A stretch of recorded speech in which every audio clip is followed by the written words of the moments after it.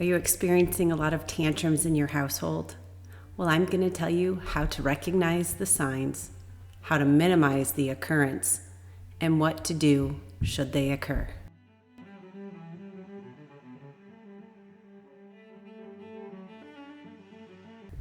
Hi, this is Tiffany from the Montessori Place.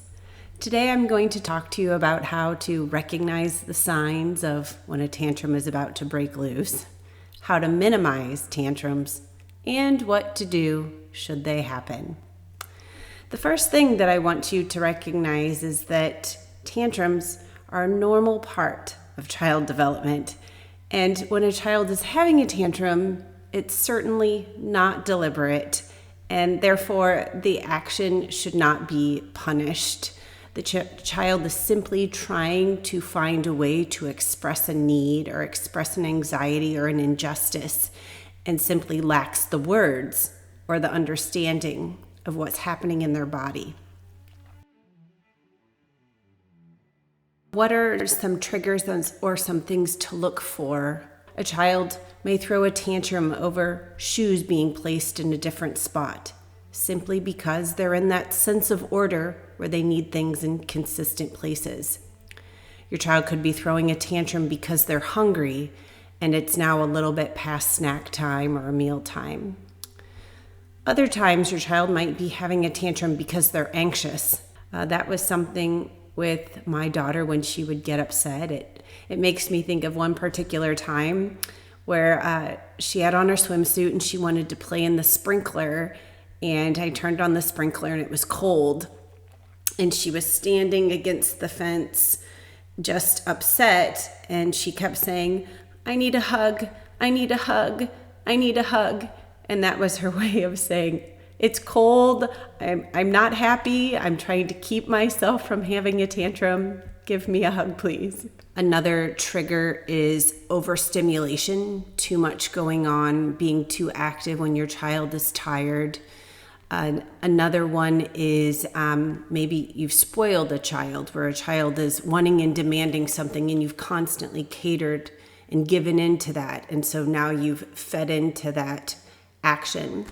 Another big reason for tantrums at the toddler and preschooler stage is that your child is learning to be much more independent and is wanting to do things for himself. Older children can have tantrums too, as they are working to understand the changes in their bodies and working to understand where they fit in society. And sometimes it's simply that they need to be heard and acknowledged. Sometimes they need to be a part of the decision making. So simply being aware that, well, all of us can have tantrums, and sometimes it's just our need to be heard and considered. So, what do you do when a tantrum happens? First, you want the child to calm down. You can't handle the situation at all when the child is stirred up and upset. So you can sometimes ignore the tantrum. Sometimes the best scenario is for you to walk away and let your child let the tantrum out. Other times you might want to get down to your child's level and say, "I know you're upset, but I need you to calm down.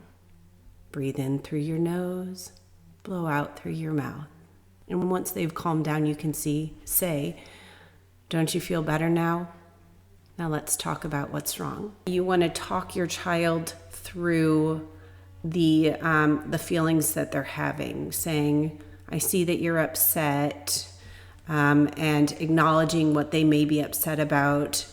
What you can additionally do is model and teach words over actions.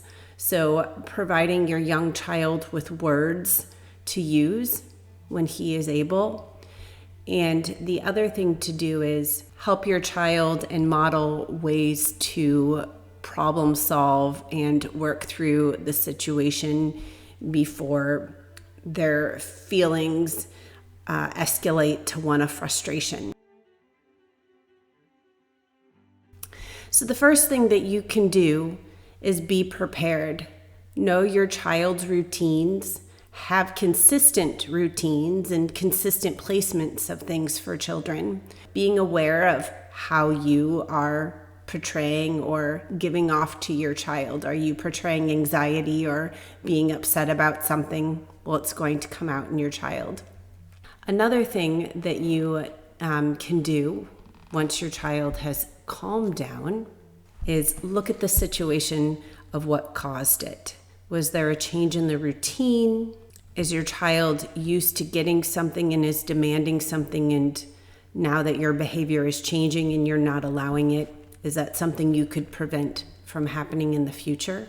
Observe your child's daily rhythms of when they're hungry, when they're sleeping, when they're using the toilet or needing to go to the bathroom. Knowing your child's daily rhythms to prevent any sort of upset. Just to recap, remember, tantrums are normal and not deliberate, so you don't want to punish. They can be triggered by hunger, anxiety, spoiling, overstimulation, wanting to be independent.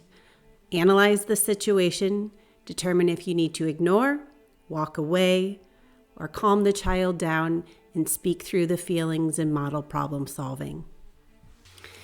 Make sure you subscribe to my channel and follow me on my Facebook page, The Montessori Place. If you're looking for more personalized tips, you can also email me for one-on-one coaching. Make sure to check back again next week.